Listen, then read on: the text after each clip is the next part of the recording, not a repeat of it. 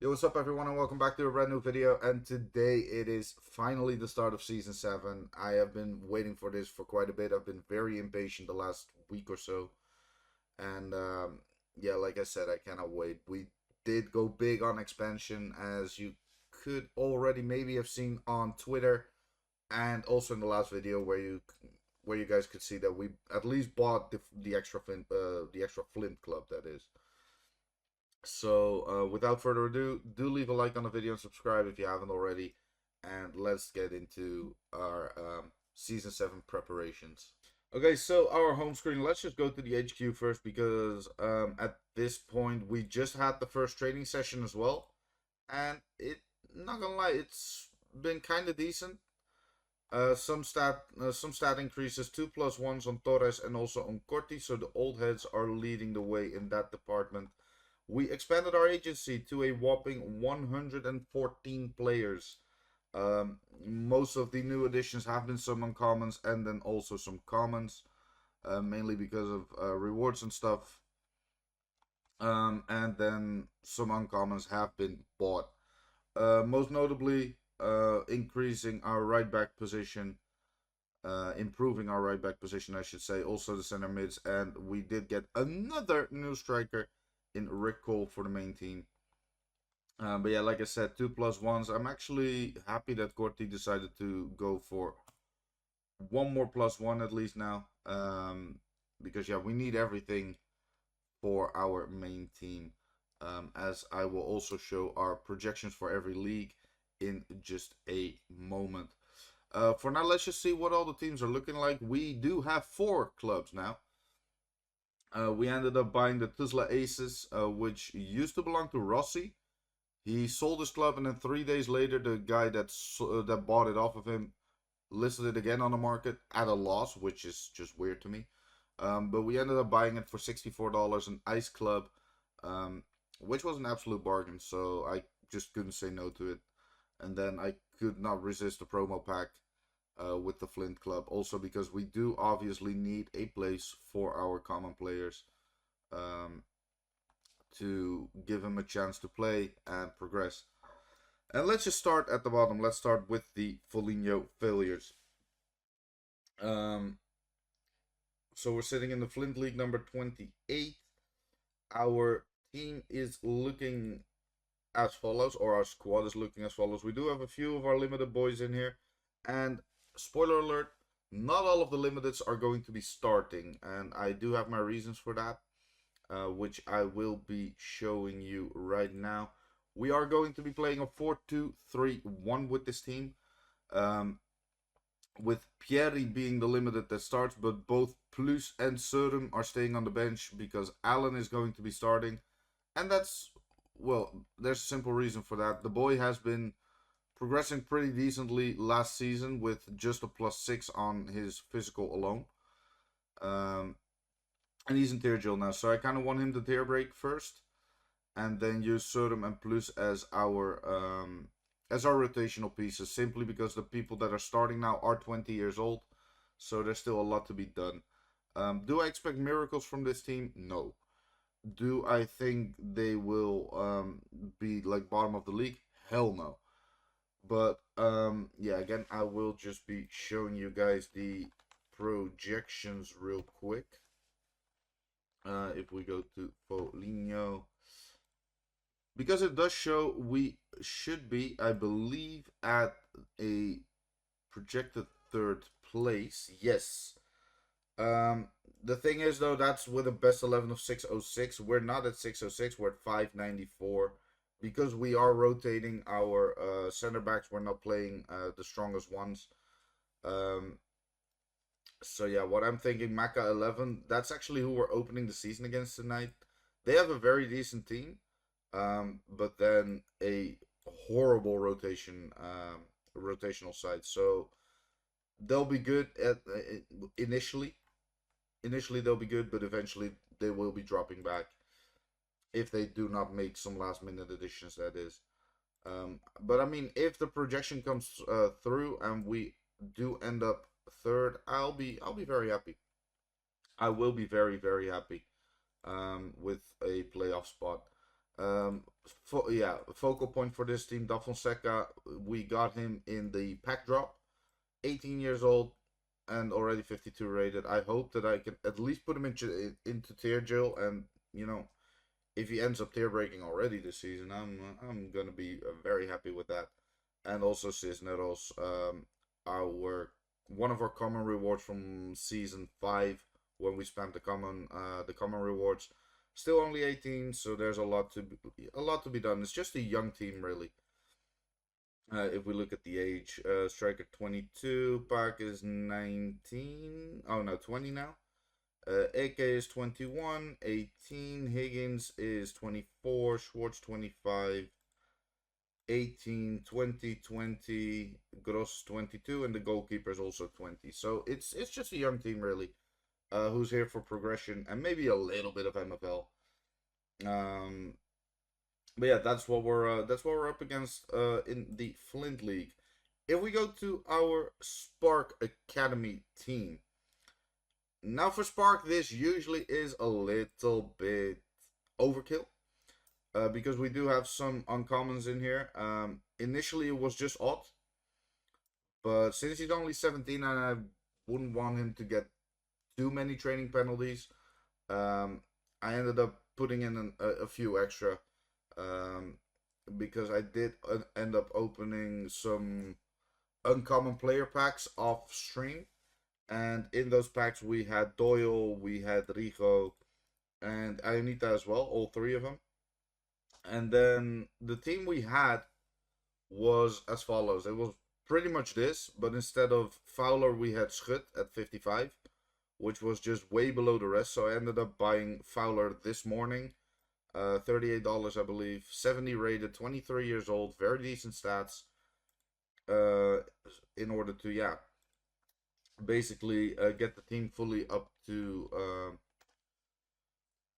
the level pretty much. What it does now is we are sitting in third projected, but now it's 714. We are very close to this dude who we also played last season with this academy team, by the way. And we ended up beating him also once, at least once. So I mean, it's good. It's good. I'm not too mad about it. Only 11 teams though, so it is I believe a shortened season because yeah, the standard is 12 teams. But yeah, again, playoff spot if it all comes through. The gap is pretty big to be fair, so I think we should be good for that. I mean, playoffs is ideal for me to be honest because it's extra games, and I believe the playoff games also do give XP progression and all that. And again, this is a very young team. Wijne 23, Doyle is 21, Thomas is 18, Bouwmeester is 21. And then on the bench as well, 21-year-old Sandel, who was the main guy in this team at the cam spot last season. Thibaut also on the bench at 19. We will be switching systems as we rotate. I have the option for a 4-3-3 and the 4-1-2-1-2. So once we rotate them, we'll be taking care of that. But again, age wise, Fowler 23, Torres is old. He's 29. Old 17, Webster 26, but he should be tier breaking finally this season because it's already taken him 2 seasons. Aunita's 23, Rigo's 20, and then Parodi is 25. Also on the edge of a tier break. He should be getting there as well this season. So yeah, things are looking promising, and that is for the first 2. And well, to be honest, the potential continues when we move to Tuzla, who are looking like a very decent ice team. And I'll get to a point later on in the video where I'm going to be discussing levels of the teams. But yeah, Graziano, fresh off of his top assister season out on loan. Hopefully he can just do a job for us as well. We will be playing the 4-1-2-1-2 narrow. Very familiar formation on this channel. And also here, partly a very young team. Panasenko, that's our reward from last season, from season 6. He's what we spend our MFL on. 20-year-old striker, very promising. He is next to Zebert, also at 22. I debated maybe switching around Siebert and then Carey out of the Spark team. It's not a huge difference, so I decided against it. And I'll just give Mr. Carey one season in Spark to hopefully just dominate. Graziano at 25, Potter also at 26, Aoyagi at 23. So the teams are getting a little bit older at this stage. Because these are more so kind of like main teams instead of development teams. Meaning I just want results when it comes to ice and possibly the chance at promotion to stone. So also Fonseca 28. That's one thing though. We are kind of missing a second CDM, so when we rotate, we might have to switch. We might have to switch up our formation, but I think we'll be good. We'll be good. We'll figure it out.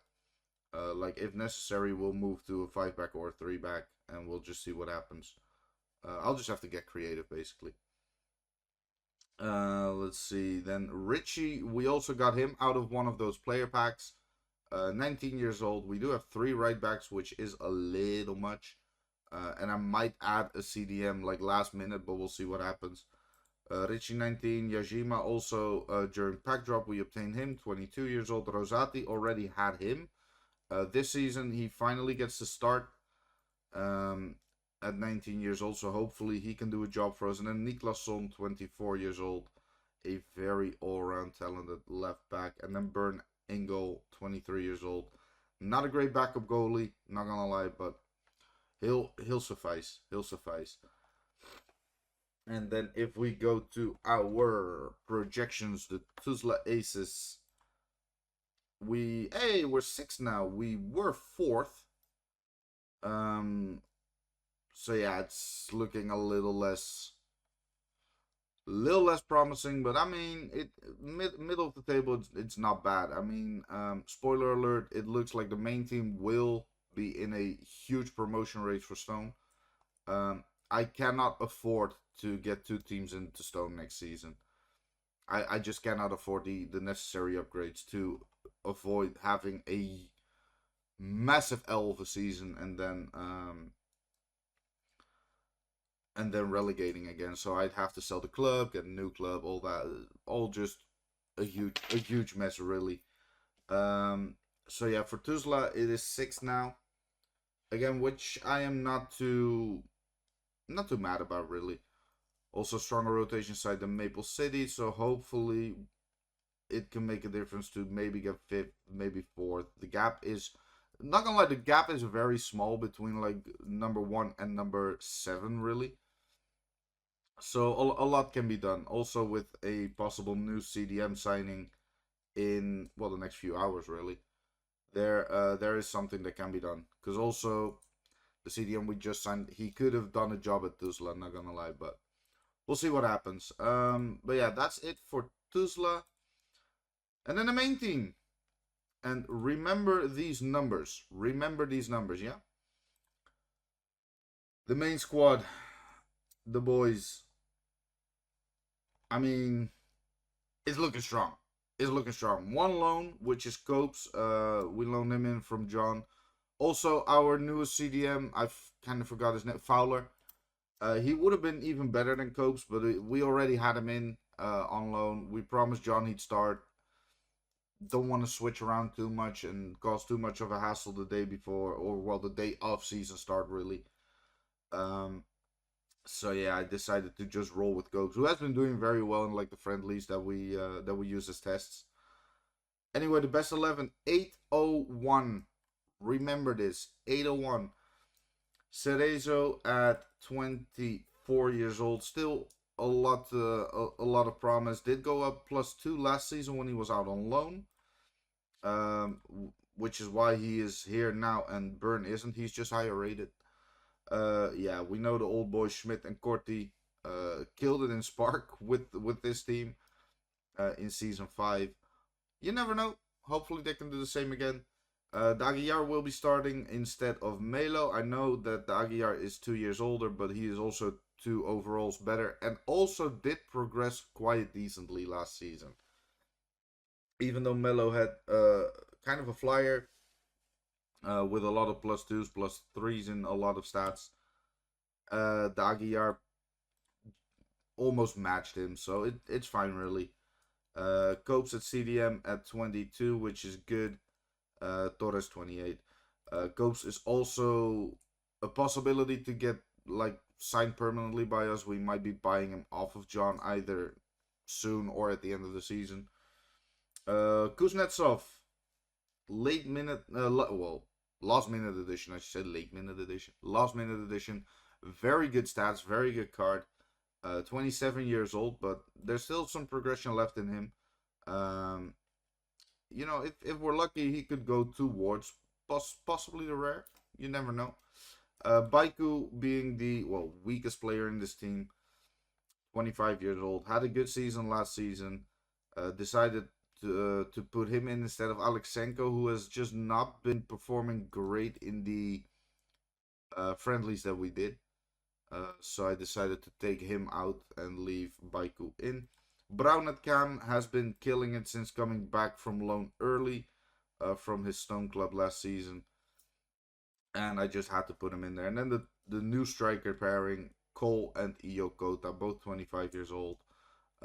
Both killing it in the task matches we've been doing. So hopefully they can keep doing that. Newman and you, the star boys from last season. The absolute beasts of the cup run, relegated to the bench now. So hopefully they can lead the charge again in a possible cup run, because initially that's what they will be playing. Anyway, remember 801, 768. I would kill and walk the league in this division, but in this division there's a huge gap to the number one, which is Boysenbern. And that's the thing, really, that I kind of want your guys' opinion on, because I am seeing a lot of very familiar names. Boysenbern, third season I'm going to be playing them. Never Lucky, second season I'm in their league. And then I also had, obviously, the playoff clash after our first season. Werder was there last season. Dallas was there last season. Keynsham was there last season. Trusted Process was there last season. Fontana played us in Spark.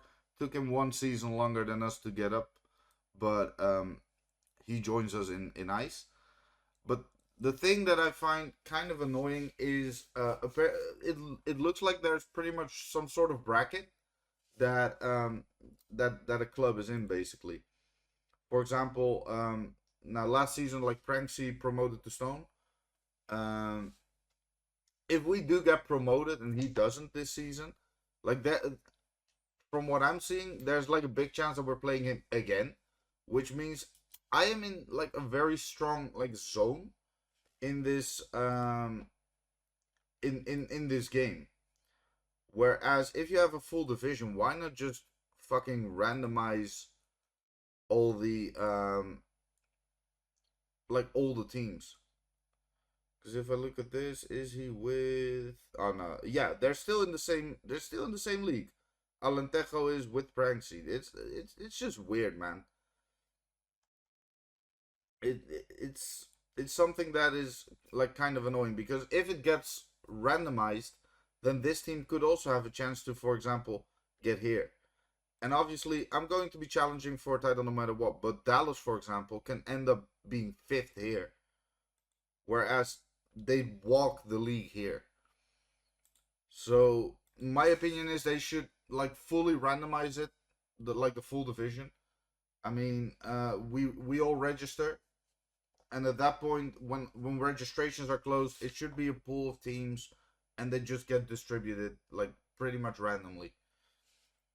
Like obviously, you don't want all of these types of teams to like fill a nice league where someone with these ratings is gonna get promoted into Stone and then absolutely get demolished. But like if you guys catch my drift a little bit here, I'd love to get your guys' opinion on it, because it's also fun to play as many different people as you can, and not just a group of like, well, let's say 30 or 40 clubs. If you go from, well, now it's Flint, but I started in Spark, then Stone. Like Iron probably is outside of my budget right now. So if I were to like get close to Iron Promotion or get Iron Promotion, I'd probably sell off a club and start a new one. But this it's kind of annoying, um, because as I said, I'll be playing 40 maybe 50 different clubs before I'd have to sell off a team then if I were to promote every single season. And that's pretty much it. Then I'd have to start over with a new one. Whereas if I finish fifth last season and I just remain in ice, how is it possible that like half of my league from last season is in my league again? That's kind of what I yeah, what I would want changed, if I'm being completely honest. So MFL devs, if you see this, please look into it. Um, and then also there's a little bit of personal gain because there's no way in hell that I'm getting any sort of title or whatsoever now with this guy being here all the time. And the way it looks, he is going to get the title, promote the stone. If I make it through the playoffs, I'll be in his fucking league again. So yeah, kind of annoying, but we'll see what happens. We never know if we're going to be getting the playoffs anyway because this is hella close. But yeah, like I said, very promising season. Last season we did get 12k MFL out of it. Target for this season, it's a tough one because the 12k also came. There was a huge chunk that came from some of my rares being loaned out to Iron, um, where I got pretty much a 15% stake of an Iron Club, almost 2k MFL from that alone. Um, but so I don't have that this season. The thing is with one extra clubs, um, the two teams last season finished fifth and seventh, which I mean is good, but it could be much, much, much better, and it looks like that's going to be it this season. I'm going to be targeting between 15 and 20k MFL as yield for this season, so hopefully we can get that. And yeah, I cannot wait for the season to start. Let me know what you guys are looking like for this season and whether like what are your projections like? What are you thinking you're gonna get? What are your targets for this season? Just let me know in the comments. And then thank you guys for watching, and I'll be seeing you guys in the next one. Peace out.